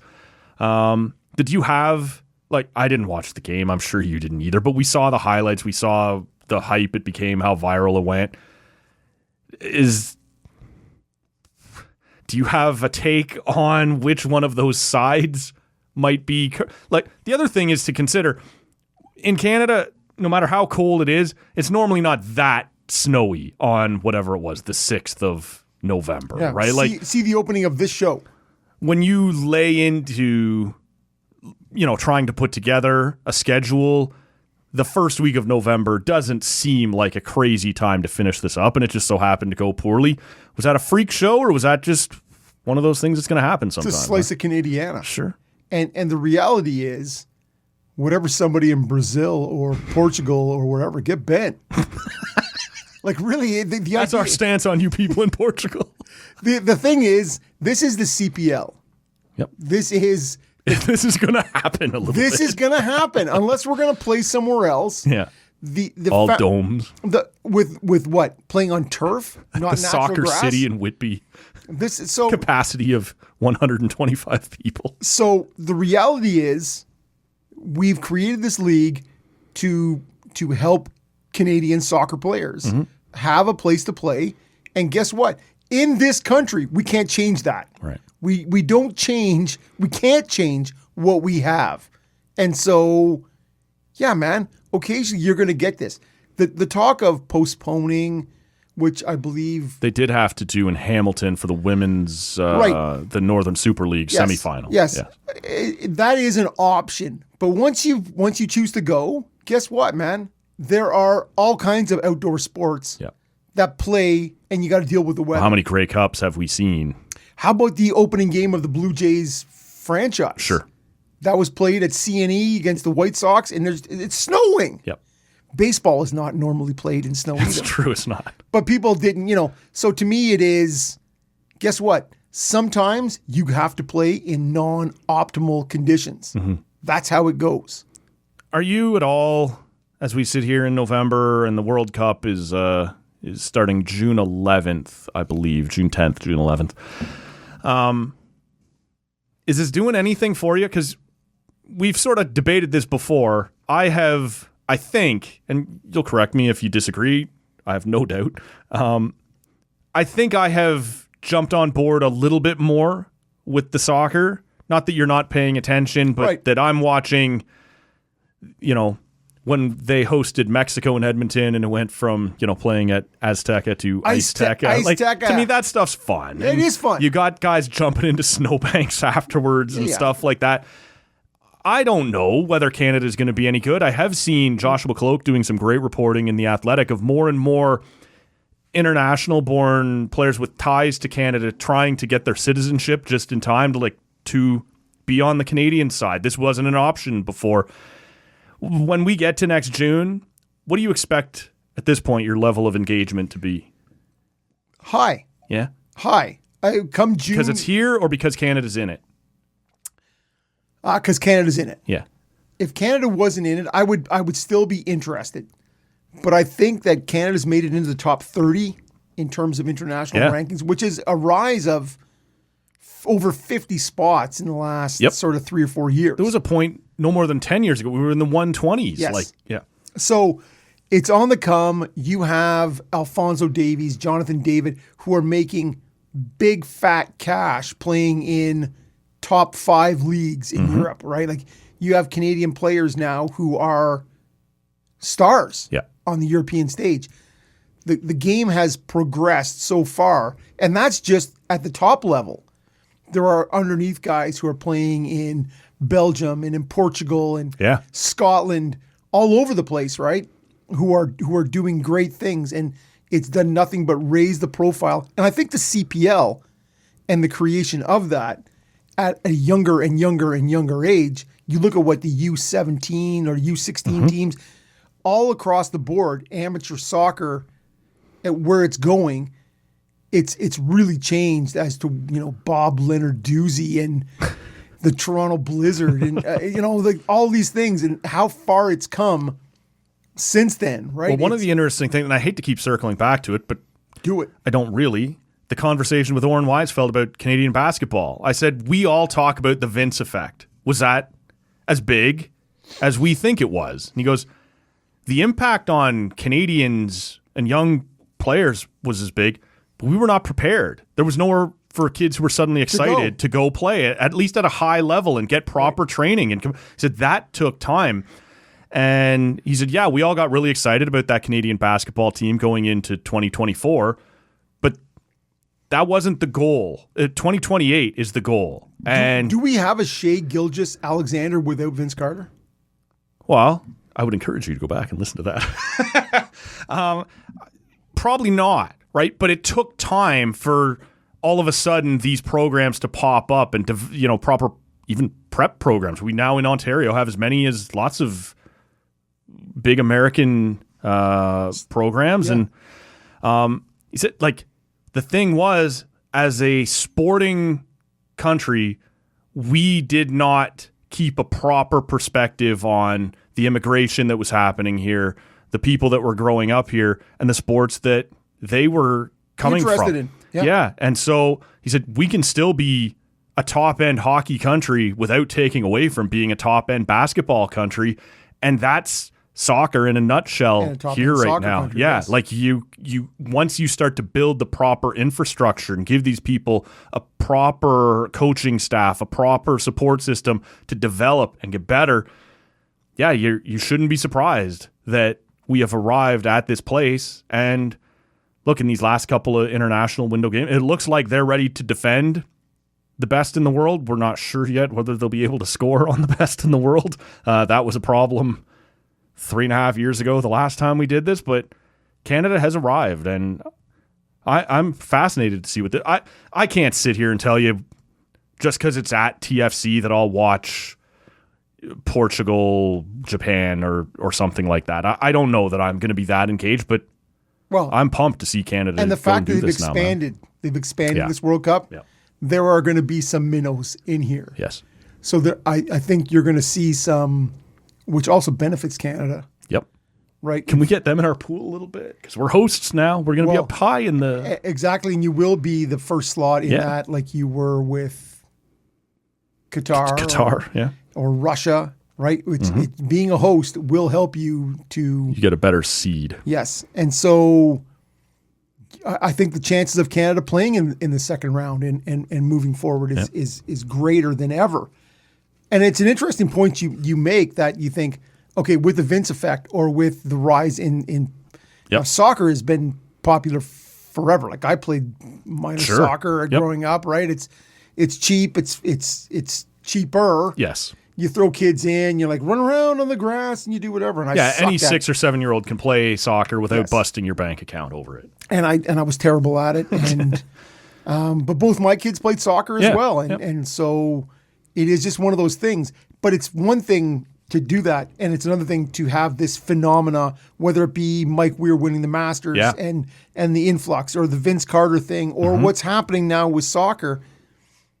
Where do those high-end athletes, when you go, all right, my little Susie or little Johnny has just showed up at his local practice, and you went, you're too good to be here. You're too good. Where do we send you? But we have no place to go. Yeah. And so it is interesting to go not just where does this person go, who can properly shepherd this person onto a national team, star, playing for Bayern Munich, whatever it is, right? And so that is the thing where you go, well, we have the numbers, we have the interest. How do we focus turn that into something? Yes. Yeah. So stay tuned. We'll probably have AJ in here. Well, no doubt, at least once more before the World Cup. But certainly in the meantime, check out that episode with Oren Weisfeld, because I think a lot of the things that we're dealing with here are applicable across the two sports. Non-hockey, anything other than hockey. And he's talking about even just community, right? You get up on Saturday morning, take your kid down to the local rink for just Timbits League or whatever you want to call it. You're just talking to other parents and go, like, how do we create those environments for other sports? And this is it, because I say non-hockey because there is a very the infrastructure is here and a very well understood pathway for that sport. But for volleyball, for soccer, for basketball, baseball, any of these things, how do you, if you're a baseball player, end up with even getting into an NCAA situation, or like what does that pathway look like? Well, he talked quite a bit about. I should have listened to him, Matt. In the 80s. You should. You still got time. I still have time. In the 80s and the early 90s and even before that, the national team was NCAA. There was no one in basketball, the NCAA. You mean? Yes. Yeah. And it was all Western Canadian university kids, those white guys in the shorter shorts than you wanted to see. The John Stocktons? Well, the Canadian John Stockton, I guess. Yeah, the shorts, though, the Karl Malone John Stockton shorts. Those guys. He said, all of a sudden, these kids in Toronto and Hamilton and Montreal, who, for lack of a better term, and this is in the book, this isn't me being are playing street ball. And it's all above the rim is the term he keeps using. It's a more skilled, it's a different type of game. And those are the kids that are getting noticed in NCAA scholarships and getting no sniff on the Canadian national team, where you're supposed to play a structured white boy game of basketball, basically. And now we've seen where the sport has gone and who was jump. Where's that at? Right. So it took a long time for these sort of different groups to get to that one place in Canadian basketball. And we'll hope that in Canadian soccer we can skip a couple of chapters and have learned from that. So one of the things I wanted to ask you about, maybe this is nothing, we don't have to spend a lot of time on it, but there was a stat that came out on Friday that said currently 28.8% of NHL hockey games are going to overtime. Does it feel that way to you? And if it doesn't, is that too high? No. So I was looking, because I sort of felt that anecdotally. So when you sent that on to me, it's like every 3 games, here we are again. Everybody gets points. Points for everybody. So it's funny because before you sent me that, maybe on Friday, as Ottawa has sort of, man, they had sort of went through, and they're now 3-1-3 right in November, and so they are in all these games and they're going to overtime, and their record, I believe Ottawa is 9-6-4. So you think they're doing well. They're in third spot in the Atlantic. Mm-hmm. But when you put that together and you go, they've won 9 games and they've lost 10. Yeah. Like really, when you take those 4 games, I think Toronto now is 8 9 and 2. 9 and 2. Last night it was 8 and 2, and everything. They're 500. Yep. Like they're not. They're 2 games under 500. This is it. And so when you look at it, and I was looking this morning, there are 32 teams in the NHL. Yeah. 14 teams have between 21 and 23 points. Right. That is 44% of the league. So your 30% of games that go to overtime result in 40% of the league being within 2 points of each other as of the quarter pole right now. It's a 3/4 pole. Quarter pole is a quarter of the track left in horse racing. That's where we get that. But Have you ever been to a horse race, Matt? yeah. No, you haven't. I have yeah. Sulky or what are we talking about here? Oh, right. I went to Woodbine once. We had a track right outside Sarnia when I was in college down there. That was high-end racing. That was I'm sure. But tell me I'm wrong. That's not what the quarter and 3/4 I have no pole is. idea. Yeah, okay. Sounds like This is just what we use in the jury finds you guilty of pretentiousness and high douchebaggery. well, in that case, guilty as charged. Look, it was I think I got into it on Twitter on Saturday night before the UFC started. By the way, shout out Bunda, who owes me 6 pints on the result of the co-main event there. My girl Valentina Shevchenko smashing Zhang Wei Li. It's going to be good. Porters and stouts. And he's, Porters okay, and I was going to say, because he strikes me as an MGD guy. No, he's a craft guy. And he knows the rules were set out. Local, Okay. stouts and porters. All right. Yeah, now I'm only thinking about the stouts and the porters. I don't remember where I was trying to go. Oh, that I got kind of taken to task a little bit on Twitter over. I honestly have no idea where we were going right now. 29% of games going to overtime. Oh, I called it false parity.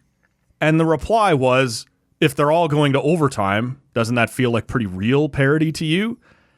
And that's a fair point. Like that these teams are all that close, and yet it's the point system to me that makes it false parity, right? Like What is the difference between parity and mediocrity?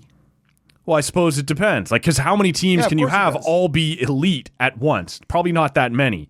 But you can have everybody be mediocre. Because how at many the teams same time. feel elite right now? How many teams? Colorado? I got nobody in the Atlantic. Colorado feels elite to me right Maybe- now. Maybe I'm working through the divisions. That's all. The Yeah, Metro. yeah. Dallas feels elite to me. Carolina always gets to the conference final, but they never feel like they're going further. But you look at their goals for and against, it feels elite to me. Yeah.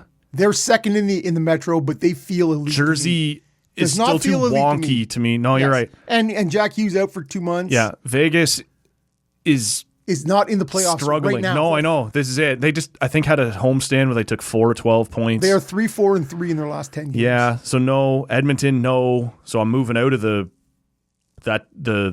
Pacific. Like there's no one else. Although my Ducks are looking all right. Yes. Well, that's Burt Reynolds again. We had that conversation with what Quenneville will do. Well, and how long? Like we talked over the summer. I said, how long before someone passes the Kings? It might be now. As of right now, nobody, because the Kings are in I second know, in but the. I still think looking good, looking strong. So Yeah, Colorado for sure. Dallas has struggled. Well, Dallas to their level has struggled. Like they don't look like world beaters right now. They're still top 4 in the NHL. Yeah. But do they feel elite? Like Ottinger's struggling. They do. Harley's just gone down for week to week, they're saying. That's but they do feel, and just having them come through Eastern Canada recently, seeing them live, Yeah.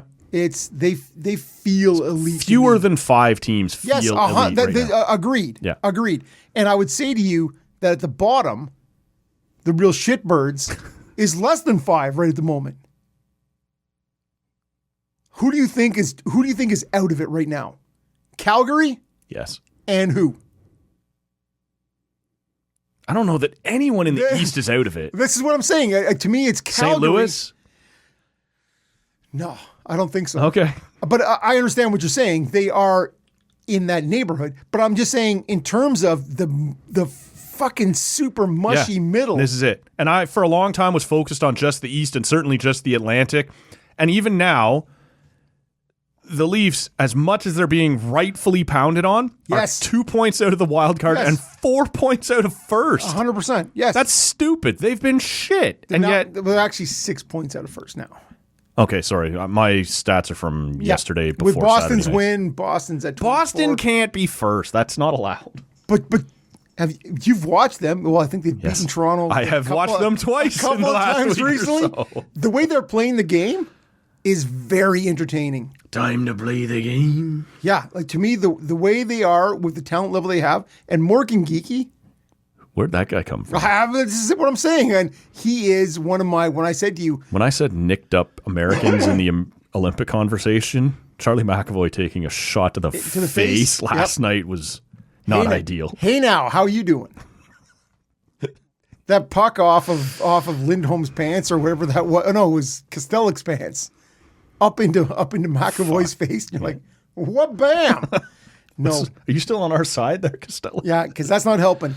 But so to me, it is, when they talk about parity, to me, parity means mediocrity. Yeah, it really does. In my opinion. And all of those overtime games that just hold everybody close and make, like right now on the Leafs, Dom's got them at 64% to miss the playoffs. And that's being 2 points. I love you, Dom! That's with being 2 points out. Yeah, I know. But that's how clumped it is. It's not necessarily how many points out you are. It's how many other teams have. The thing, like, if you look at the Leafs, they've dropped 2 to Boston, 2 to Detroit, 2 to Buffalo. Like, it's not necessarily how far out you are. Where do we get some of that sweet Toronto action? I actually was looking about when the Leafs were going to be up here. And it turns out I won't care by then. But they're playing one here in mid-March and one here in early April. Now, the Sens will be in Toronto before then, but that's a weird layout of well, and we're games, done. I think we're done with Boston. But, like, if you're looking at how close are we, and you're like, it's only 2 points, but, like, everyone that you might be in a tiebreak situation with already has you by the throat, right? Like, this is it. So, yeah, you can see how it sort of comes together that way. But yeah, to me, there's a lot of mediocrity, man. It's when people always say that, they're like, parity. Oh, it's parity, which means because Montreal, they got out to 9-4, right? I think 4 of those wins were overtime wins. Now they've lost 5 of 6. Yeah, and they were the poster child for tying it up late. Yep. And winning it in OT. Yep. And when that doesn't happen, and those 3-on-3s, man, they're just fucking coin flips. And good on you for getting them. Well, but and the reality is, Edmonton's been getting fat on those for forever. And when it comes now, I can move Edmonton aside for the moment, because those 3-on-3 wins or shootout wins, when it comes to 5-on-5 till eternity in a playoff, doesn't equate, right? So when you knew the Montreal was a bit of an outlier at the beginning. Yes, go ahead. And it's coming home to roost a bit now. Well, in the sense that I did believe Montreal would get better this year. I believe they're more you didn't better. Believe they were going to win more better than I thought they would be, but I never bought them as division winner this year. Well, and you never bought that Jakob Dobish was gonna be. That's about the thing. A Vezina winner. No, I didn't believe he was going to be a Vezina winner, and he's also cooled off, but I didn't believe that he would be, like, to me, he's not the most surprising part of this Montreal season. Like, all he had to do was take over from Montembeault, who right? Like, that's not he's been pretty good. Yes, yes. Hudson's has struggled. For how good Montreal's been early, yes. Like, you'd think Hudson would have been a bigger part of it. He's sort of having a little bit of a sophomore. You just need last night was a great snapshot, right? You have 2 5-on-3s. Montreal had 2 extended 5-on-3s, and you got Hudson bobbling the puck at the blue line, right? Having to regroup, bringing it back out, like just not looking quite as crisp. That sophomore business, right? Yeah, that sophomore slump business, and so to me, Now they lose Newhook, and they're beat up a little too. But well, and Suzuki is already in maintenance time, right? He's not practicing. Yeah. He's just playing games. Yep. And you sort of go, and he was off to a hellacious start Yep. too, right? Like just tearing it up. like Caulfield, dunking on the Canadian Olympic selection process. Well, Like, and not only that, they had, if not the weakest schedule to start with. They were in the top 3 in terms of softest. yeah, I think Toronto's going to grab hold of that. Okay. Had they've already burned through a third of their home schedule and have only played 4 games against playoff teams from last year. Hey now, and you're sub 500. Yep, sure are. Oh, how does that go? But It's going good. yeah. Everything's great. Yeah, everything is great. Everything is fine, right? I'm hungry. I'm drinking. Who's coming with me? Yeah. I'm dirty. I'm losing my mind. Everything's fine. It's so early, but there can be telling things. And it's not that early anymore. Yeah, for the most part, we're 19, 20 games in. Yeah. And so it's everybody's still there. It's still the brass ring is still within grasp. Sure. Right? But man, you can hurt me, Hildeby. you can hurt yourself. Oh, Oh, yes. Yes, you can. and we're on the verge. Oh, I'm on the verge. Yeah. You feel sad. There's sadness. There's defeatism. Well, and I understand where we are right now. That I was like, I wanted to ask you. I wanted to reach out. Can I defer that question? Yeah, of course you can. Red alert. All hands. How worried should I be right now? Because it's I'd be not pretty worried. looked. Yeah, okay. I'd be pretty worried. Yeah. All hands. Abandon ship. I feel like of all the nerd things I do on this show, my Star Trek nerddom gets underplayed. No, that's all. To me, that is the panic button has been depressed. Yeah. What do we do? 'Cause- Cheryl Pounder not offering me much comfort. Well, she's someone living right there in the GTA. Yep. And is marinating in it. And so when I thought, well, Surely Matt would love to talk about how shit his team is. but no, it really comes down to it is, and I'm hoping because Matt is fairly level-headed on many things, maybe not on Leaf takes, but it is this team in Toronto, is it poorly constructed? Yes. So is this a bad team? Yes. Is this a bad start? Yes. Or is it just injuries to blame? Red alert. Injuries? No Joseph Wall, you have no Matthews, you have They were shit before they started getting hurt. If I could take you back, Rob, to last spring around the trade deadline when I didn't like anything that happened for about the third straight year. I shouldn't say anything. I like the Lawton acquisition. That's blown up right in my face. I believe your statement, as it has been from time, you're too close to it. And here it is, a team that has gotten bigger and slower and older and less talented at every trade deadline since 2019. where's Mike Babcock? they're Where is Mike bad. Babcock? Oh, I'm not certain he would have been advocating for more small, skilled talent. The Dubas. That was the Dubas theory, though.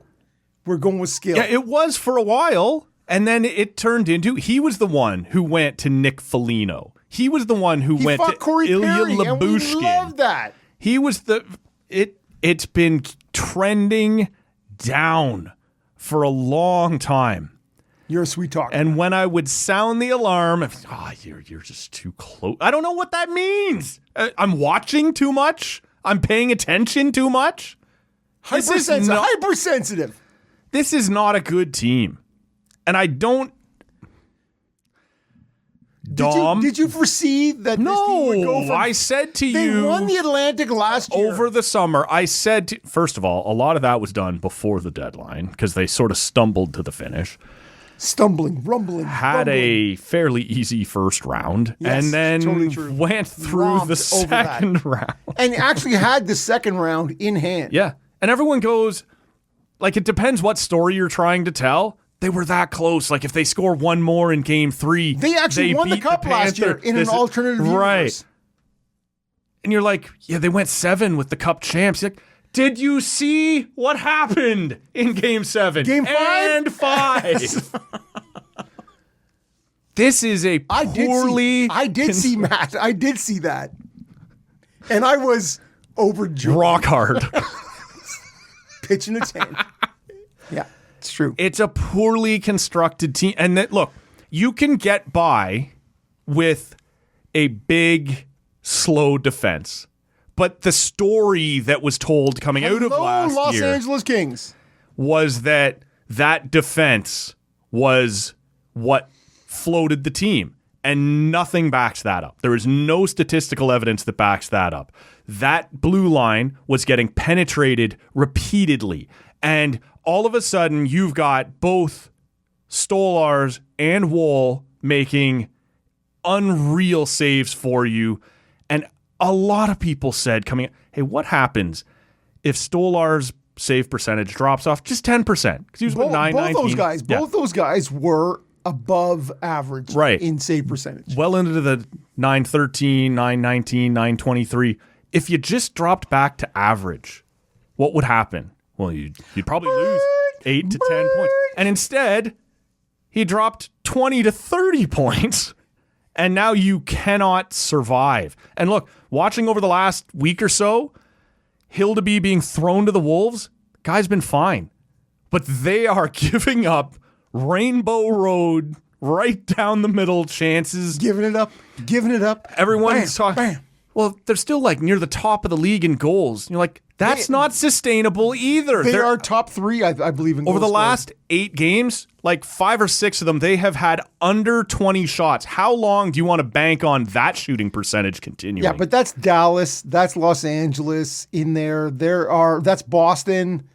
Twice. Yeah, there are some stout teams. We're calling in there. Boston stout defensively now, I guess. To me, whatever Marco Sturm has implemented, that is the way Boston is playing right now. Like it or not, I'm looking at Boston this. has gone 8-2 having been in their last 10. accused for however long of being too close Still to too it. close, Matt. Still too close. It's going poorly. Yeah. All right. I agree with you. And I'm blown away at how many people in the Toronto sports media circle right now are saying, it's time for a new coach. They should. Yeah, I heard that on Saturday night. It was actually Ron McLean asked Friedman. Yeah. It was a stupid question then. It was a stupid question all week. I told you 2 years ago, it's time for Ron to go. Okay. But it is this whole idea of Craig Berube. Berube's not the guy. Has 4. I did say that at the time too.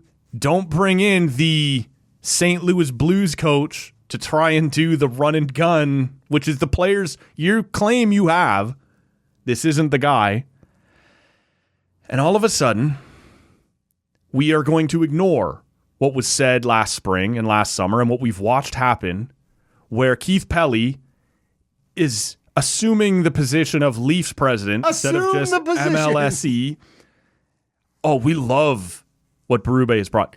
We're passing by Brad Treliving at times to invite Craig Berube into the mix. He's got 3.5 years, 2.5 years. It was a 4-year deal. So 2 2/3 of a year left on his contract. They're not firing Craig Berube. This was Craig the wrong... Berube is not the problem. Well, there is nothing to suggest that their defensive system is any good. There's nothing to suggest their PK is any good, or that they're running a system of any kind. So, is he the problem, or was he the wrong hire at the time? And now you have continued for the last year to build a roster that you think will more fit his style, and it's still not working. So I don't St. think Louis won a cup. St. Louis won a cup with a very different team than this. And so I look at this and I say, they're not firing him. There is no big trade to be. Rasmus Anderson is not going to save the Toronto Maple Leaf season. Give up on that idea. You couldn't trade for him at the deadline last year with the pieces you had, and then you traded those pieces away anyway. Well, he would enhance this team. No, he wouldn't. No, he wouldn't. It doesn't matter. He's just a 30-year-old defenseman, second pair at best, that is probably leaving in what. Don't trade away any more of what little future. You don't have any futures. Easton Cowan, is he the This guy? is what my high school counselor told Is he the me. guy? You Yeah. don't have a future. No. It's He's not bankrupt. the guy. He's fine. He's a middle six winger, probably. Where's our next Fraser Minton at? He's roofing it for Boston. Yeah, against this is them. what. That was our last Fraser Minton. So, Where's Nikita Gabrenkin at? Get back here. Oh, we traded you for Scott Lawton. Scores. all right. What do you want from me? You brought it up. Yeah, I know. I that's really. Red alert, motherfuckers. Abandoned ship. I was really, and it's this talk on Toronto radio, not on Ottawa or Montreal radio. I should also point out this wasn't on the list I sent you of things to talk about. No, but I sent you my topics first. I'd like to watch you break a little bit, Matt. So it was on Toronto media on Sportsnet 590. Stop! He's already dead. There's the talk of is the Get well soon, is the Deuce. window closing? Is the window closed? Is this team? It's slammed closed behind you a long time ago. What? Does this look like a cup contender to you? It does not. No. It does not. Now, I do still think it's Well, possible they make the playoffs. 60% with a 60% chance to miss the playoffs. So 40% chance still to make it. Wow, with this much Matt. of the season left, That must could bring do it. you great joy and, Yeah. and heart. That must But just- don't spend anything else trying to get better this year. This is a lost year. And that's a ridiculous thing to say when Willie and Matthews and Riley and all these guys are nice. getting older, is all I was going to say. Okay. Like, Tavares may have been your best player through 20 games. yes. And yet you're just going to have to go lost year, lost season. There's nothing left to give. Is man. Tavares your George Springer? Oh, Yeah, wait, sure. sorry. Yeah. The Jays went to the World Series, and you guys... Yeah, it's not a great comparison. It's not a... Unexpected production is where I was going with that. Yeah. Yeah, he is. All right. There you go.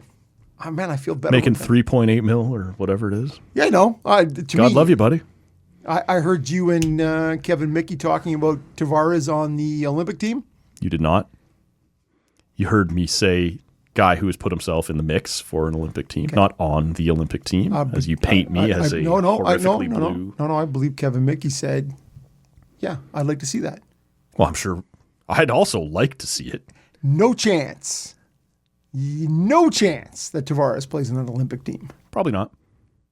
But we were throwing around a bunch of names of course, who had of put course, themselves of course, early of in the course you mix. were. And it was a good discussion. And Celebrini, Bedard. and the fact that and it's interesting, just if I can, Yeah. because it was a good conversation you and Kevin Mickey were having, and I'm talking to the podcast. You idiots. And I'm not on the podcast, but I'm saying you need to have learned from the 06. And then Matt says, Left off Crosby and Stahl and Spezza. Yeah. And I think Spetz did not make it on your list, but it was. Well, those were I do remember this weird press conference with the Yes. three guys who didn't make it, and Spetz, they were standing in front of a rink somewhere. I don't know. And the other lesson, though, that you didn't hit was the lesson from 06 was you stuck with that 02-04 roster and you carried it through into 06. So the lessons were twofold in 06. Well, don't you think we can learn from something far more recent in last year's World Juniors? We're going to piece together the correct pieces here, and instead of just last year's World how many Juniors- skill guys were left behind. And so while we are going to talk about Konechny, Suzuki, Bennett's been off to a slow start. Hagel. There's a bunch of these guys who made an impact and were good at the Four Nations last year. But if you're not the guy right now, the way Celebrini is, or for the Americans, Cole Caulfield is leading the league in 5-on-5 goals for American players. I don't think there's a chance he's making that team. Last 2 weeks, not so much. Okay, but still. Yep. And we'll see. Like, this is going to be a little up and down as we head towards it. Of course, yes. So I think we got to be careful to still, and you probably heard it if you heard that conversation. He brought up Zamner, which is yours and my and everyone's go-to as don't do that. Because that is the other lesson you need to learn from, which is we need to bring this third line that says this. We need to bring the fourth line. Sometimes just bring skill, man. Just bring as much skill as you can find. But that is what the World Juniors in 2024 taught us. Yeah. Which was the same lesson in 98. And so clearly there's a couple generations that where you need to relearn that lesson, which is you can't have enough skill. So I'm not necessarily advocating that a Bennett is off the team or a Cirelli is off. But if you ask me right now, Cirelli or Suzuki, give me Suzuki. Like, that guy is a higher upside offensively than Cirelli and can do most of the same things defensively that Cirelli can. And in a pinch on PP2 or whatever, I'm fine with Nick Suzuki stepping into that spot. I'm not fine with Cirelli or Bennett stepping into that spot. Well, see, to me, the thing is, what Bennett has shown over the past 3 years is lights are brightest. Yep. That guy achieves. Sure. He, of all those guys, I'm willing to look past regular season stuff. Konechny, Hagel, Cirelli, you don't have that same cachet. Yeah, two of them, Tampa guys. Yeah, I get it. I'm not arguing with you. I'm just saying they will have a leg up. Hagel is the name that comes also to me when people start mentioning these sorts of things, and you sort of go, all right, well, we'll wait and we'll see. But you got to have your Scheifele's, your Suzuki's, those sorts of things. Did you have a take on what we were talking about in the sense of Celebrini and Bedard? Like, can you take two? Is it one or the other? We did mention in 2010, Doughty went as a 20-year-old. Taves, Richards, they had in 2010 they were also 21-year-olds. Simone Gagne around that age. Celebrini would be a little younger, but not significantly younger. Bedard, just as both those guys who are still, as of Bedard's cooled a little since. But as of Sunday morning, both are still top 5 in points. Yep. I think you're hard pressed to take both of them, or at least dress both of them. Dress both is more my. I think you take both of them. Like, for me, I would take Celebrini to dress every night, and Bedard, if all of a sudden Point gets hurt, or Marner gets hurt, and I need someone to run my power play or things like that, right? Be a kind of an outlet that way. The Evan Bouchard of my forward group. And, like, to me, you know what I'm driving at, in the sense that I think I can replace if a Bennett or a Cirelli or somebody like that gets hurt, because I think Point can kill penalties for me. Marner can kill penalties for me. Like, these sorts of things. It's harder to replace at the top end. And maybe I would look to have Bedard sitting in the press box. And look, you're only going to play 8-9 minutes a night in a big game, but I'd like to have that guy as a high-end member of PP2, or depending on who's gone down. No, I totally agree with you. I just think of all those guys, I'm keeping Bennett. Bennett is the guy over Hagel, over Cirelli. He's the guy. It's a tough move for John Cooper. In Florida, yeah, I understand. But it is in terms of the guy who rises continually to the occasion. Now, again, Hagel and Cirelli are also multiple cup winners. Yep.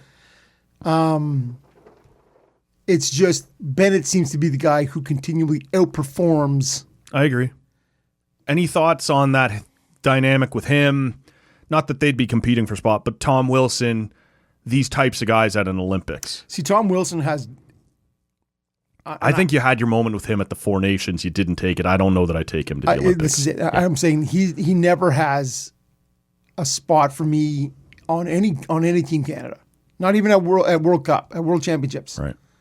He does not play a style game that contribute that loud noises. Yeah, that lends itself to an international game. It doesn't happen. And if you didn't use him at an NHL run tournament, it ain't going to happen at an Olympics or at a World Championships. Like, to me, he is going to get eaten up by IHF refs all the time. And I understand there will be NHL refs, but it is a split. There'll be 10 and 10. Yes. So you can't afford, when the stakes are at its highest, to have some Swiss ref. That was too loud of a hit. And to me, it's always the Czech or the Finn ref. Right. Who are the guys who are going to be like, whoa, hey, what are you doing? That was not a Matt Dominicelli play. This is it. This is it. Or a Sven Andrighetto. Or a Dubé. The other guy, like all those people you're just like, nah. So to me, those, you can't have them. You can't. Tom Wilson, and he's off to a decent start. Yep. But he hasn't forced his way in. Sorry. And I am taking Bedard and Celebrini, and it's not in that order. Yep. Celebrini and Bedard before him. Because I want the skill. We'll have time as we move towards the roster announcement to give our own. But at this point, is Nick Suzuki locked in for you? 100%. Yeah, me too. Yeah. But because of the... So Konechny's out. Konechny's out. Yep. And Konechny was a fringe guy for me in... I liked the choice last year. Yeah, for sure. It didn't pan out. Yes. Yeah. But he did not perform like you would hoped. Yeah. We'll see Mark Stone's a little beat up. I assume... similar to the Cap situation, he'll be ready for the Olympics, but I don't know that.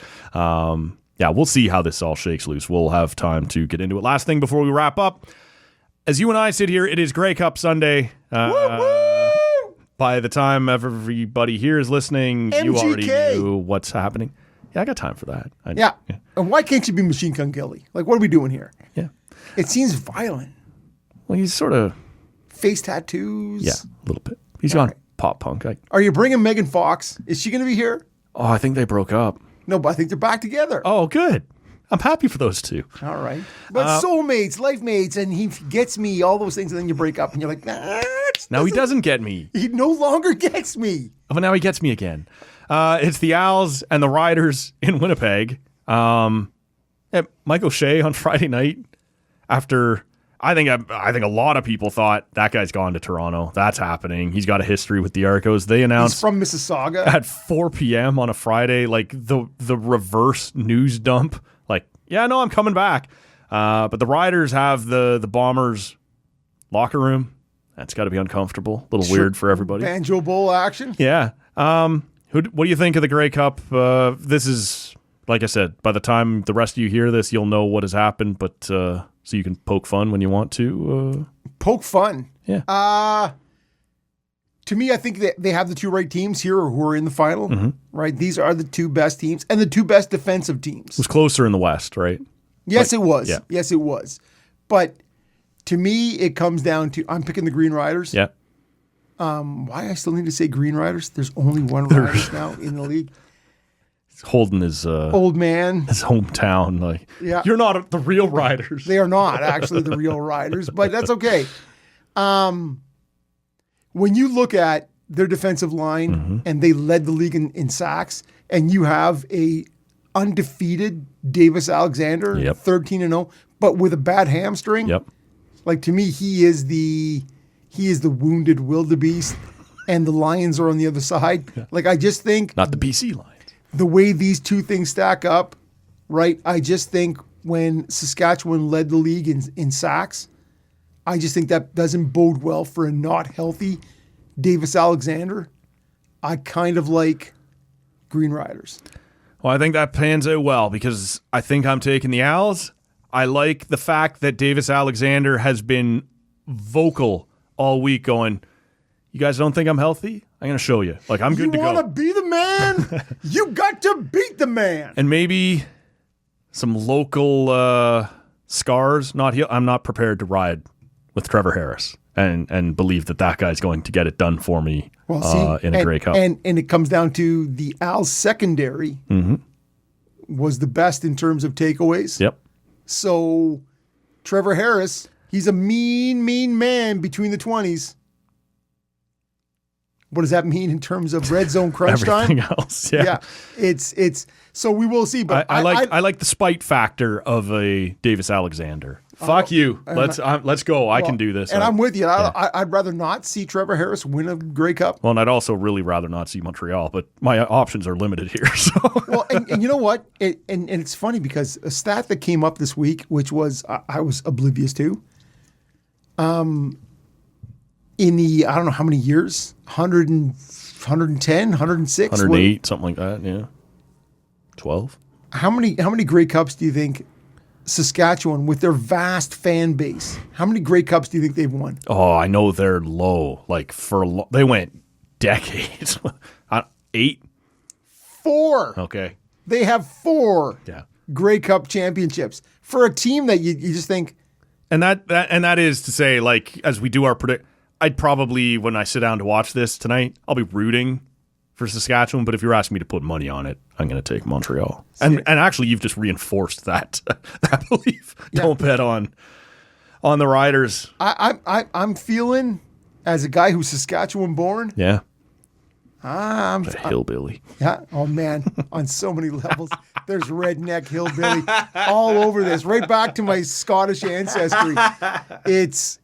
But yeah, I'm feeling the Green Riders. Okay. We got a second here. Dinwiddie, yay or nay? Happy? Unhappy? In Ottawa? I like what he brings. Mm-hmm. You listen to him. And to me, he's a guy, you fucked up, Matt. Oh. You fucked up. And I'm probably. I don't know where we're going, but yeah. There's so many times, man. Just listen to the beginning of the show and through. It is, but he is a guy who calls a spade a spade. And I like that. And I think in the Bob Dice years, we've kind of missed a bit of that, right? We've missed a bit of what we saw as public accountability. And I understand that in pro sports there is a fine line in terms of public accountability, but with the Dice years in Ottawa, with the rampant penalty issues and all these things, and a seemingly unchecked sort of issues that happened, I think what Dinwiddie brings, besides his 2 Grey Cups in 5 years, those sorts of things, I think the idea that he is outspoken, he doesn't mind telling people how it is, I think it's a slam dunk. So where was my fuck up? Where was your fuck up? You said you fucked up, Matt. No. What I was really saying was in the Dinwiddie thing is he doesn't mind calling a spade a spade. I just happen to use you as someone sitting across the table. I thought you were telling me my prediction was off or my expectation was off. I didn't see Ryan Dinwiddie being available. No, nobody did. No. But I'm saying if you listen back to the beginning of the show, there's many fuck ups. Yeah, no, I got that part of it. Thank you for pointing that out. So that is all. That's fucking guy. That's where I was going with that. It's gonna be another 3 weeks until you hear from Rob. We'll see you another month, man. Christmas. We'll see you on the World Junior show. Yeah, no, I thought after the Dice thing that everybody loves Dice, we're all happy to play for Dice. It sounds like Dice is a great guy. I did not love Dice. It was time for perhaps somebody that people didn't love quite as much. I think Dice is DJ Smith. Yeah, okay. And I think it's time to move on to somebody who will take you to the next level. Yeah. Although watching DJ Smith run that LA Kings defense last night. That one that limited Ottawa to also 18 shots or whatever it was. Yes, yeah. Well, and for as long as DJ was here, he was like, I want my guys to box out. And Ottawa did not have very few cracks at the middle of the ice. Right. We saw Doughty leave in a walking boot. Yeah. Speaking of Olympic storylines. Yeah, guess what? That guy is not coming back. But you had ever. you have Dumoulin, you have Ceci, you have Edmondson, you have these are not, but yet in a system, it somehow seems to work. We'll see. Bob Dice, DJ Smith, Green Riders. Go Ducks. Oh, there you go. For sure, My man. California pick. Go San Jose, whoever it is.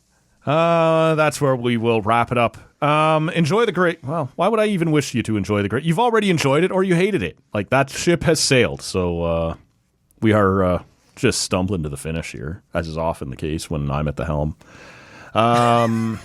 Which is most times. Not the case. Not the case, Matt. You are strong. We're on social media at Tall Can Audio. Some of us are. Give us a follow there. And follow the pod wherever you're hearing us right now. We'll be back later this week with God knows what, but there'll be something. It'll be good shit. I'm here to tell you. Probably. See ya. See ya.